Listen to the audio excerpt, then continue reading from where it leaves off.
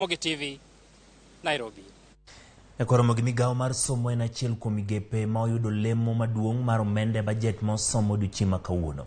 Omenda mochwal e Migao mar somo iko omenda ne omedore kapimo kod mano mar higa ma 2022 2023. Migao mar omenda osingo chwalo bilion 627.7 e Migao mar somo kapimo kod mano mane ochwal higa mokalo mane bilion 544.4. Kaka Judith Omondi lero, ma e omenda ma biro tiyo kuonde tiegruok mag tije lwedo, mbalariany kaachiel kod somo mag primar kod sekondar, kamoriwo somo mag sekondar ma dundo, junior sekondar ma owinjo chake klas manyime mar grade mar 8 e kind mamoko.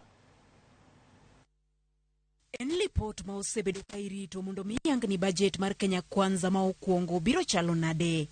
Mae bajet ma biro chiwo ler kaka piny owacho mar Kenya Kwanza e hiko omenda mar gi ma okuongo chano chwalo tich ne jo Kenya kaka ne gisingo e manifesto magi. E singo mar somo ma ne gichwalo ne jo Kenya, ne gikoni gibiro bero somo mag junior sekondar kaka achiel kuom yore mag tieko ng'ur ma Migao mar somo osebedo go nyaka ne chak kit somo mar CBC e pacho ka. Migao mar somo en achiel kuom migepe ma okawo lemo mabup mar bajet mar hiko omenda 2023 kod 2024. E bajet mar hiko omenda ni, Migao mar omenda osingo chwalo bilion 628 ne Migao mar somo, ma oketi e kidienje ma opogore ma onywando somo e pacho ka. Somo mag kuonde tiegruok mag tije lwedo mi bilion 27, mbalariany bilion 128.6, mabiro nywando siro somo mag jopuonjre e yor omenda, ma ibiro chiw kod lai manyien manyicha ochuogi, ka nonro kod lony manyasani to mi milion 749, ka omenda ma odong' to biro konyo e gedo matindo mag mbalariany. Somo mag primar kod sekondar kama onywando somo mag junior sekondar osingne gi omenda maromo bilion 147, ka skunde mag primar omi bilion 32.3, ka sekondar to omi bilion 103.9. Omenda ma odong' e wiye ibiro tigo e chenro mag chwalo somo e yore ma opogore.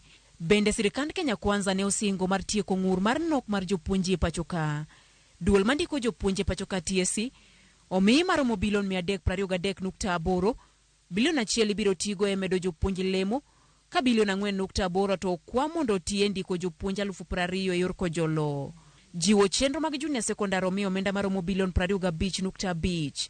Mae omenda ma ibiro tigo do e chako grade mar 8 higa manyien.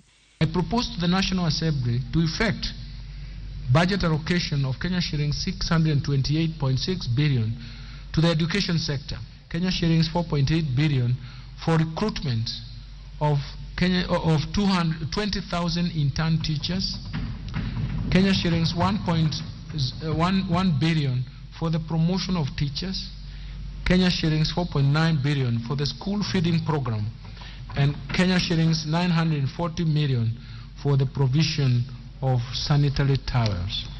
Kata kamano, seyo sechako wuok e wi omenda ni ma ochwal ne Migao mar somo.